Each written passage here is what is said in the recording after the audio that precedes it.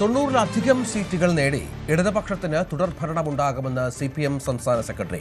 BJPക്ക് ഒരു സീറ്റും കിട്ടില്ല. CPMൽ നിന്ന് വിട്ടുപോയി സ്ഥാനാർത്ഥികളായവരിൽ ഒരാൾ പോലും ജയിക്കില്ല. സതീശൻ വനവാസത്തിന് പോകരുതെന്നും രാഷ്ട്രീയ പ്രവർത്തകനായി ഉണ്ടാകണമെന്നും MV ഗോവിന്ദൻ പറഞ്ഞു. കഴിഞ്ഞ രണ്ട് തിരഞ്ഞെടുപ്പിലും 2016-ലും 2021-ലും ഇടതുപക്ഷ ജനാധിപത്യ മുന്നണിക്ക് 90-ൽ കൂടുതൽ സീറ്റുകൾ ലഭിച്ചുകൊണ്ടാണ് അധികാരത്തിൽ വരാൻ സാധിച്ചത്. ഇപ്രാവശ്യവും ഞങ്ങൾ വിശദമായിട്ട് പരിശോധിച്ചപ്പോൾ 90 സീറ്റുകളിൽ കൂടുതൽ നേടി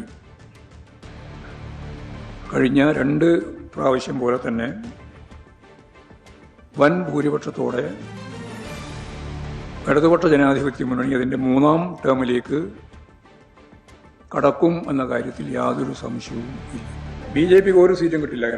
100+ ഇല്ലെങ്കിൽ അല്ലെങ്കിൽ ഗവൺമെൻറ് ഇല്ലെങ്കിൽ ഞാൻ വനവാസത്തിന് പോകുമെന്നൊക്കെ അദ്ദേഹം പറഞ്ഞല്ലോ. എനിക്ക് അദ്ദേഹത്തോട് അഭ്യർത്ഥിക്കാനുള്ളത് രാഷ്ട്രീയ പ്രവർത്തനമാണ്.